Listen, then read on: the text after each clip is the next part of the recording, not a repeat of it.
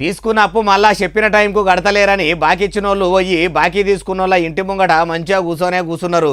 ఎట్లనంటే ఎవడన్నా ప్రేమించినోడు మోసం చేస్తే ప్రేమికురాలు పోయి వారి ఇంటి ముంగట నిరసన తెలుపుతుంది చూడుండ్రి. అవి అట్లనే నిరసన తెలుపుకుంటా అప్పిచ్చిన పాపానికి ఆగానికే వచ్చిందని ఇట్లా కళ్ళ నీళ్లు పెట్టుకుంటున్నారట. వాళ్ళ గోస చెప్పరాకుంటున్నది. 72 గ్రాముల బంగారానికి పైసలు తీసుకున్నాయి.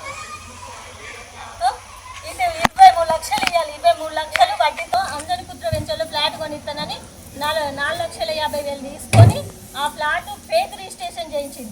అయ్యో, ఇంటి పక్కకున్న మనిషే కదా అక్క అక్క అని పిలుస్తుంది. తోడబుట్టకపోయినా తోడబుట్టిన చెల్లె లెక్క పిలువబట్టే అని నమ్మి అప్పిచ్చినందుకు నరకం చూపిస్తున్నదట. వాళ్ళ బాధ మొత్తం బాధితుల మాటలనే ఇనుండ్రి. పెళ్లి కోసమని దాచుకున్న డబ్బులు అవి.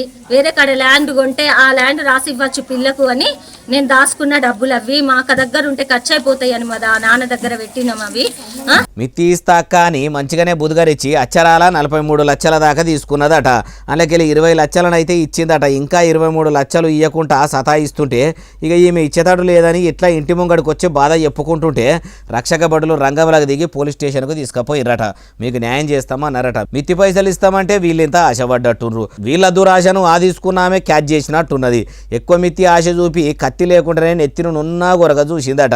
ఇక ఇసొంటివి చూసి ఎవరి దగ్గరన్నా పైసలుంటే అప్పు ఇయ్యాలన్నా ఆపదలా ఆదుకోవాలన్నా పరిశానే ఉన్నది కదా.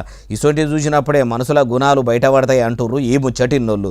ఇంతకు ఈ ముచ్చట ఏడికెళ్ళి వచ్చిందంటే పెద్దపల్లి జిల్లాకం పట్నంలో ఉన్న శాంతినగర్ కాలనీల నుంచి.